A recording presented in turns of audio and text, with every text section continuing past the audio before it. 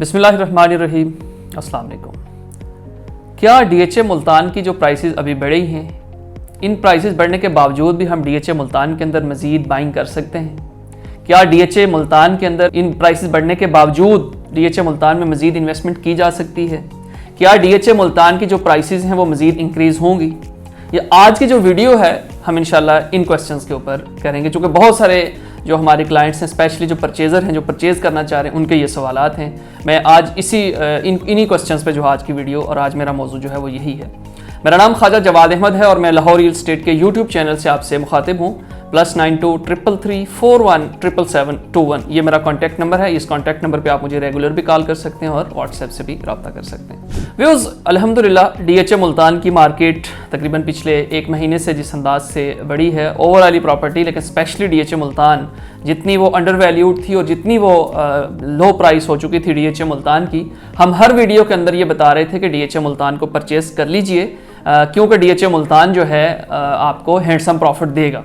उनमें से जिन लोगों ने और जिन मुअज़्ज़ज़ क्लाइंट्स ने उस पर वेलकम किया और उसमें उन्होंने खुशामदीद की, उन्होंने परचेजिंग की, बहुत सारों ने नहीं की।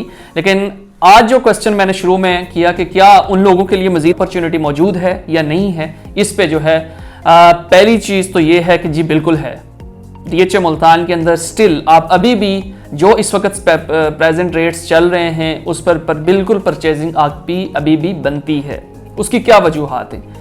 सबसे पहली वजह तो ये है कि डीएचए मुल्तान इस प्राइस पे भी, जो आज की प्राइसेस आई हुई हैं, इन प्राइसेस पे भी अंडर वैल्यूड है। जितनी भी वहाँ पे लोकल सोसाइटीज़ हैं, जैसे बुच विला है, वहाँ पे वापडा टाउन है, रॉयल ऑर्चर्ड है एंड अदर सो, इस जितनी भी ये सोसाइटीज़ हैं ये अभी भी डीएचए मुल्तान से वहाँ पे प्राइसेस ज़्यादा हैं। एक चीज़, डीएचए मुल्तान की डेवलपमेंट इन सब की डेवलपमेंट से बहुत आला है, स्टैंडर्ड्स उन्होंने फॉलो किया हुआ है।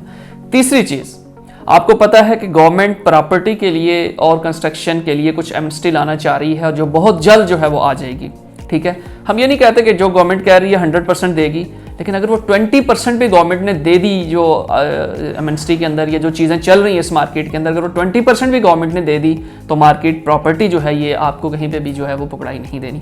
स्पेशली वो प्रोजेक्ट के जिन प्रोजेक्ट्स की जो FBR रेट्स हैं वो मिनिमम 100,000 1 करोड़ से नीचे हैं, तो जाहिर सी बात है उसके अंदर आपको जो है क्या कहते हैं, रेट्स जो है वहाँ पे आपके बढ़ेंगे। दूसरी बात जो डीएचए मुल्तान की वो बहुत जो इंपॉर्टेंट बात है वो ये है कि जिस तरह से वहाँ पे जो रेजिडेंट्स, जिन लोगों ने वहाँ पे आपकी कंस्ट्रक्शन की है, अगर आप M सेक्टर में चले जाएं, Q सेक्टर में चले जाएं, R में चले जाएं, H में चले जाएं, I में चले जाएं, A में चले जाएं, वहाँ पे जिस तरह से कंस्ट्रक्शन, इवन U सेक्टर में चले जाएं, वहाँ पे जितनी लोगों ने कंस्ट्रक्शन जिस तरह से की है, अगर ये चीज़ें आ गई तो जाहिर सी बात है डीएचए मुल्तान जो है वो आपको पकड़ाई नहीं देने लगा।